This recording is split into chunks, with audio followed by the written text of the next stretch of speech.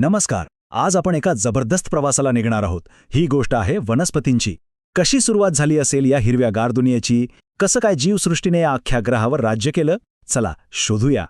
तर हा बघा, हा आहे आपल्या ह्या प्रवासाचा नकाशा. अगदी पाण्यातील एका लहानशा पेशीपासून ते आज आपण पाहतो त्या मोठमोठ्या उंच वृक्षांपर्यंत ही वनस्पती राज्याची संपूर्ण कहाणीच आहे असं समजा. आणि हा आहे तो नकाशा वनस्पती राज्याचं कुटुंबच जणू. 1883 मध्ये शास्त्रज्ञांनी विचार केला की या अफाट वनस्पती जगाला समजून घ्यायचं कसं. मग त्यांनी याचं 2 मोठ्या गटांमध्ये वर्गीकरण केलं आणि यामुळेच त्यांचा अभ्यास करणं खूप सोपं झालं. चला तर मग बघूया हे 2 गट नेमके आहेत तरी कोणते. पहिला गट आहे अबीजपत्री म्हणजेच क्रिप्टोगॅम्स. नावावरूनच कळतंय, अबीज म्हणजे ज्यांना बी नाही. या वनस्पती इतक्या प्राचीन आहेत की त्या फुले किंवा बियांशिवायच प्रजनन करतात. कसं? तर बीजाणू वापरून, अगदी लपून छपून. म्हणूनच यांना हिडन रिप्रोडक्शन असंही म्हणतात. आणि मग येतो दुसरा गट, बीजपत्री किंवा फॅनरोगॅम्स. यांच्याकडे एक असं तंत्रज्ञान होतं, एक असा शोध होता ज्याने सगळं काही बदलून टाकलं. उत्क्रांतीतली ही एक मोठी क्रांती होती आणि ती म्हणजे बी. चला आता या कथेच्या अगदी मुळाशी जाऊया, जिथे सगळी सुरुवात झाली पाण्यात. कारण जीवनाचा पहिला अंकुर तिथेच फुटला होता. आणि पाण्यात आपल्याला भेटतात थॅलोफायटा, वनस्पती राज्याचा अगदी पायाच म्हणा ना. यात प्रामुख्याने येतात शैवाल. यांची रचना इतकी साधी असते की त्यांना खरं मूळ, खोड किंवा पानं असं काही नसतंच. म्हणजे बघा, अगदी साधी तंतूसारखी रचना. स्वतःचं अन्न स्वतःच बनवतात.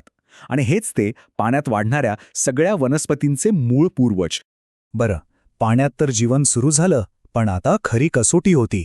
पुढचं पाऊल होतं पाण्याबाहेरच्या जगात, कोरड्या खडतर जमिनीवर. हा प्रवास सोपा नव्हता. वनस्पती जमिनीवर तर आल्या, पण एक मोठी अडचण होती. प्रजननासाठी त्यांना अजूनही पाण्याची गरज होती. मग त्या टिकल्या कशा असतील? विचार करा, उत्क्रांतीने यावर काय जबरदस्त तोडगा काढला असेल. आणि इथेच येतात ब्रायोफायटा. यांना एक मस्त नाव दिलंय, वनस्पतींचे उभयचर म्हणजे ॲम्फिबियन्स ऑफ प्लांट्स. का? कारण ते बेडकासारखेच आहेत. राहतात जमिनीवर, पण प्रजननासाठी त्यांना परत पाण्यात किंवा ओलसर जागी यावंच लागतं. हे ब्रायोफायटा आपल्याला ओलसर, सावलीच्या ठिकाणी दिसतात. पण त्यांच्यात एक गोष्ट नव्हती, संवहनी ऊती. म्हणजे पाणी आणि अन्न मुळांपासून वरपर्यंत पोचवणारी पाईपलाईनच नव्हती. आणि यामुळेच ते कधीच उंच वाढू शकले नाहीत, जमिनी लगतच राहिले. मग आता पुढचं आव्हान काय होतं? बरोबर, असं जमिनीवर लहान राहून कसे चालेल? सूर्यप्रकाश मिळवण्यासाठी स्पर्धा करायची असेल, उंच वाढायचं असेल, तर एक प्रॉपर प्लंबिंग सिस्टम हवीच होती, जी जमिनीतून पाणी वरपर्यंत पोचवेल. आणि हे आव्हान स्वीकारलं टेरिडोफायटा गटाने. या वनस्पतींनी जगातली पहिली नैसर्गिक प्लंबिंग सिस्टीम तयार केली. त्यांच्यात होत्या जलवाहिनी आणि रसवाहिनी. हा एक गेम चेंजर होता. वनस्पती आता उंच वाढू शकत होत्या. प्लंबिंग सिस्टीम तर आली, पण अजूनही एक अडचण होती, प्रजननासाठी पाण्यावरचं अवलंबित्व. आता वेळ होती पुढच्या क्रांतीची, अशी क्रांती ज्यामुळे वनस्पती जमिनीच्या खऱ्या अर्थाने मालक बनल्या. आणि ती क्रांती केली जिम्नोस्पर्मने. त्यांचं नावच आहे नग्न बी. त्यांनी एक अशी गोष्ट बनवली जी म्हणजे एक स्वयंपूर्ण लाईफ कॅप्सूल होती. आपल्या बाळाचं संरक्षण करणारी एक छोटी पेटी, म्हणजेच बी. हे जिम्नोस्पर्म म्हणजे सदाहरित कणखर झाडं, ते शंकूसारख्या रचनेत आपली बीजं तयार करतात. पण यांना फुलं किंवा फळं नसतात, म्हणून यांची बीजं उघडी, नग्न असतात. काही जिम्नोस्पर्म तर इतके जुने आहेत की त्यांना जिवंत जीवाश्म असंही म्हटलं जातं. आणि हे जिम्नोस्पर्म्स फक्त पर्यावरणासाठीच महत्त्वाचे नाहीत, तर आपल्या रोजच्या आयुष्यातही त्यांचा खूप मोठा वाटा आहे.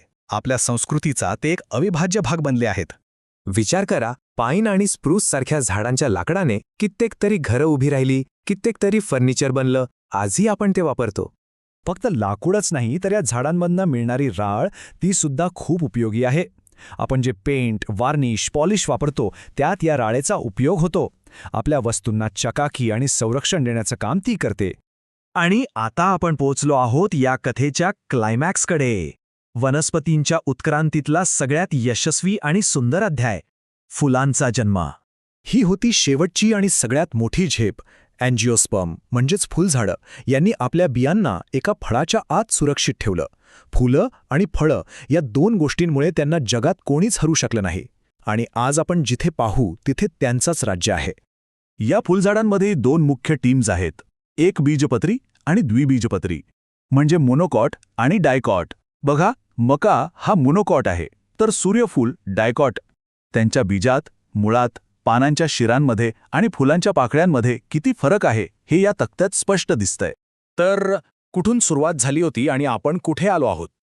एका बाजूला जगातलं सगळ्यात उंच जिम्नोस्पर्म सेकोया आणि दुसऱ्या बाजूला जगातलं सगळ्यात लहान फुलझाड वुल्फिया. या प्रवासातून निर्माण झालेली ही विविधता खरंच अवाक करणारी आहे. लाखो वर्षांपूर्वी वनस्पतींनी या ग्रहाला आपल्यासाठी राहण्यायोग्य बनवलं. आज जेव्हा आपण हवामान बदलाच्या संकटाला तोंड देत आहोत तेव्हा विचार करण्यासारखी गोष्ट ही आहे की या ग्रहाचं भविष्य घडवण्यात त्यांची भूमिका आता काय असेल.